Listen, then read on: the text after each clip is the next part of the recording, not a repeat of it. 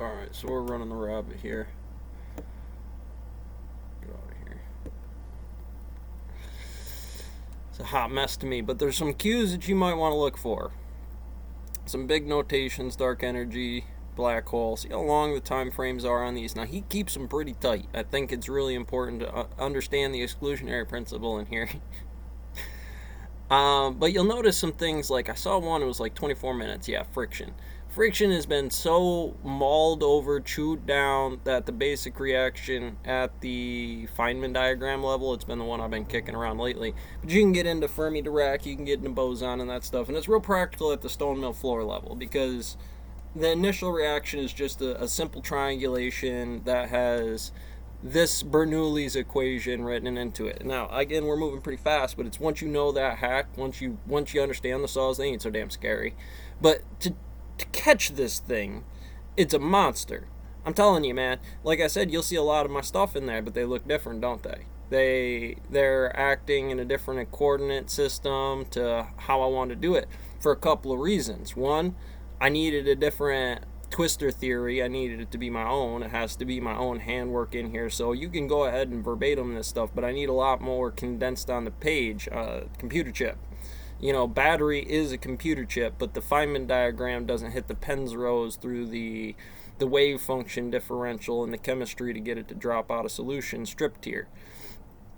You know, so that's what a Penrose kind of looks like in there, and that's that whole damn twister thing. And you'll see some notes about, 51, 21 minutes, momentum in 2D, so 4 pi inside of here, the pion for what it does, the pion being the fermion, being a way to describe it. Something where I could throw a photon at you and say it had mass, because otherwise we have to quantify what the hell a photon is. This is the one I'm dealing with right now. Like, what do you mean? Well, I can't see it, I can't catch it, and I need to be able to break that thing down. And in that way, that's the stone mill, yes? That's a photon. That's a positive or a negative charge in terms of how I'm perceiving it. Here I have to run CT paradox. That means from my perspective. And sometimes I'm understood that neutrinos had hit me about how to integrate into whatever field, maybe most prime relative through series of other actions decaying, but they still photon to electron to positron to, and it's a pretty simple system, ones and zeros. And that's basically what this layout would be. But it's, depending on how you look at it, very well correct, yes, one of those E's. One of the other, the bosons, the bosons, the fermions, and up here in the standard model, there's something else going on. It might not be this one. I think it's actually, no, there's another one. It'd be farther down. See, and again, I want to get that order right. I want to make sure that some of that stuff was up top on timescales. They're keeping it pretty simple inside of here, and then you'll see this step again and again and again. And hopefully with the right orientation of the mathematics, which is a nightmare, entanglement and string theory, get you wrapped up in the rabbit trap, of being alpha beta to this class. Now, what you will find undeniably is this black body problem. I know it doesn't look like one right here, but that is what it is. Let's slide the Penrose back and drop temperature down to hopefully what's not physics, nuclear fusion. Well, it's in motion, so I'll take it.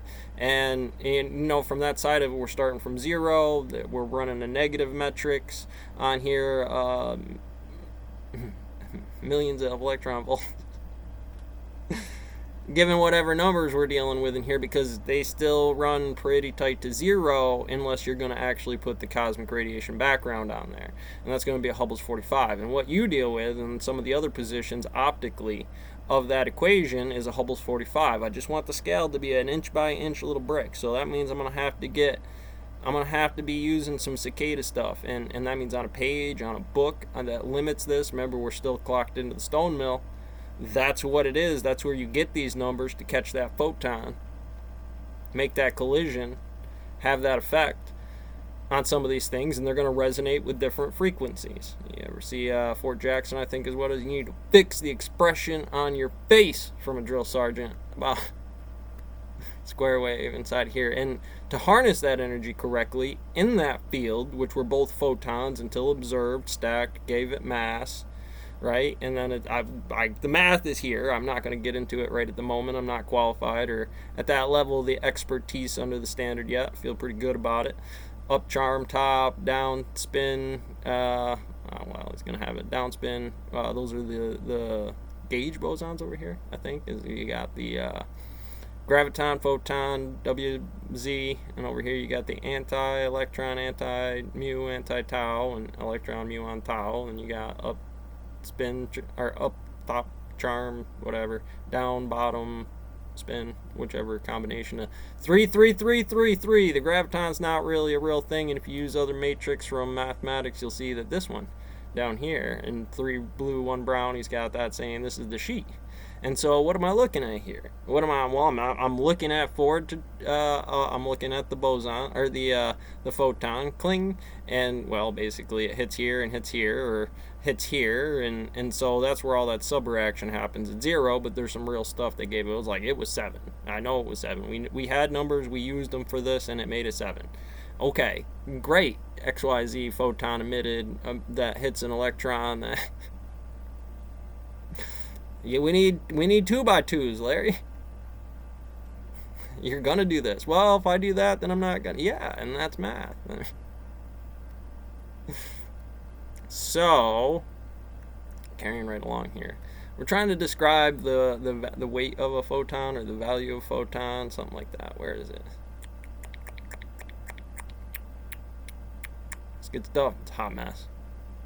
For me, it's a hot mess. It may be right for them, but I would have to compel this. Like, could you change around? If it was easy for you to just clickety click click click and get some scale, whether it be the cell phone on a straight line, or this thing to go X, Y to the Z's on you. Well, they do it all the time. Look at them.